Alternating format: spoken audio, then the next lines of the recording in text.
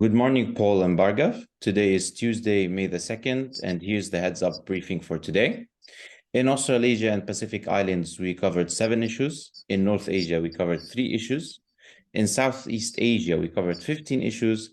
And in South Asia, we covered 16 issues, along with the major developments in the EMEA region.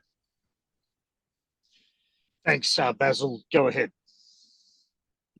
So in Australasia and Pacific Islands, in Papua New Guinea, Kumul Petroleum has postponed the purchase of a 5% stake in the PNG liquefied natural gas project from Santos Ltd to secure funding. The exclusivity period will now end on August 31. Okay, I want a little bit more info on that, but I'll chat to you offline after the audio. Thanks. Sure. In South Korea, the Korean Confederation of Trade Unions has threatened to hold nationwide strikes in July. The strike is based on the deteriorating relationship between the government and the unions in the country. Thank you. In Southeast Asia and Myanmar, the main roads leading to Hakka have been closed due to the fighting on the Kale Hakka Road and the Ganko Hakka Road, which caused shortages in goods and fuel. Also, passenger vehicle lines have been halted. Okay, thank you. Get someone, maybe Christine, to map that for me. I just need to see where the incidents are exactly in relation to the nearest towns, okay? Sure, Paul. In Indonesia, members of the All Indonesian Trade Union Confederation vowed its support for the Indonesian Democratic Party of Struggle's presidential candidate, Ganjar Pranowo, in the upcoming 2024 elections. Okay, thanks. That's significant. Appreciate it. Cheers. In South Asia and Pakistan, leaders from 3 Sindh-affiliated parties have threatened to hold a province-wide transportation strike in Sindh over the census count in Karachi. Oh, that's a significant issue. Sindh is a very important province in Pakistan, Karachi being its capital. The transport strike needs to be handled wisely by the provincial as well as the federal government.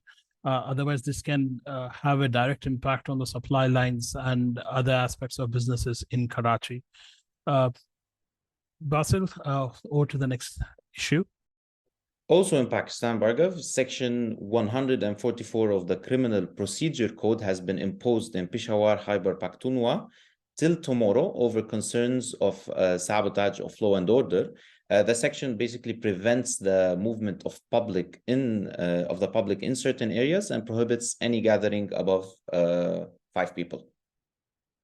The move is wise and prudent on part of the provincial government. The area is high risk given the high infestation of terror groups, including Taliban. So that doesn't come as a surprise. Thank you. Moving over to the EMEA region in France, the General Confederation of Labour claimed that 2.3 million people protested nationwide, including 500,000 in Paris. Protests also took place in cities like Nantes, Lyon, Marseille, and Strasbourg. It seems like the protests are not going to die down anytime soon and more trouble for the government. And this is very much like the French public and the labor unions. Every time there's a major reform, they will be on the streets. Thank you, Bassel.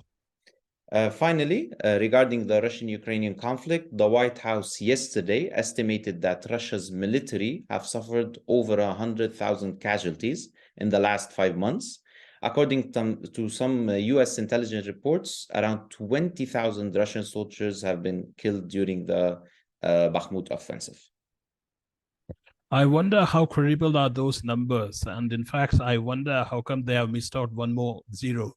If they wanted, they could have added one more zero to boost their figures. So that's a big question mark for me. Nothing from my end. Thank you, Bassel.